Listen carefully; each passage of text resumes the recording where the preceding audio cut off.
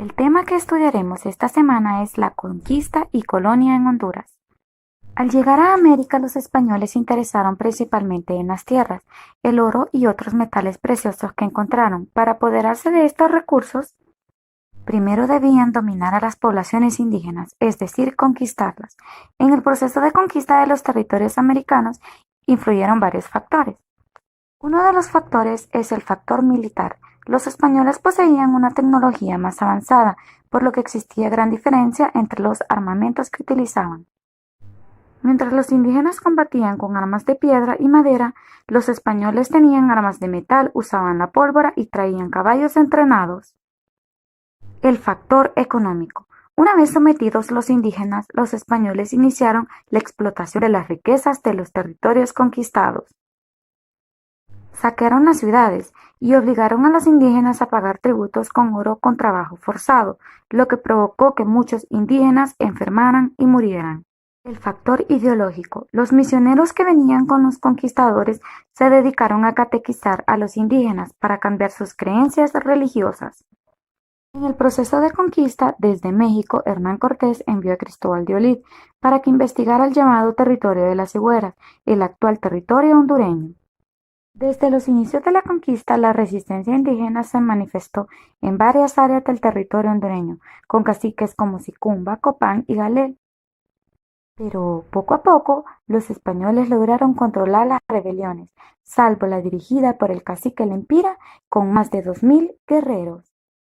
Después de la conquista empezó la época colonial. En ese periodo los españoles fundaron poblados en donde establecieron un sistema político, social y económico de beneficio para ellos. Honduras pasó a ser una colonia de España. El rey español era la máxima autoridad. Como el territorio conquistado era inmenso, el rey ordenó que fuera dividido en virreinatos.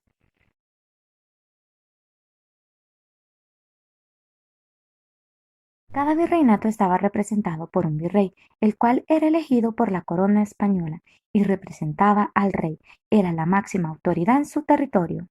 Economía colonial. Los españoles peninsulares tenían mucho dinero y poder, obligaban a los indígenas a trabajar para ellos, les impusieron el pago de tributos.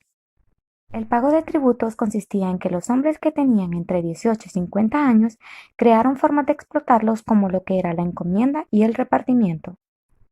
La encomienda que consistía en entregar a un grupo de indígenas a un colonizador para que trabajaran sus tierras y para defender los territorios. Al colonizador se le llamaba encomendero. Y el repartimiento consistía en que los españoles se apoderaron de las tierras comunales de los indígenas y los obligaron a trabajar en las minas, haciendas y tierras de los colonizadores.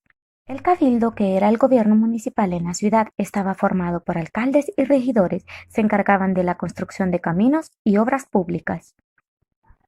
La sociedad colonial, que agrupaba diferentes tipos de etnias y culturas, los españoles estaban divididos en dos grandes grupos, los peninsulares y los criollos.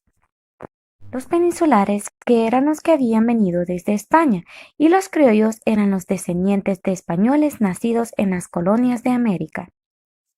Además, los españoles trajeron africanos como esclavos, así durante la colonia se juntaron tres grandes grupos culturales, los indígenas, los españoles y los africanos. Y con el paso del tiempo se inició una mezcla de etnias conocida como mestizaje. También existía el mestizaje cultural. Y es así como consistió lo que fue el proceso de conquista y colonia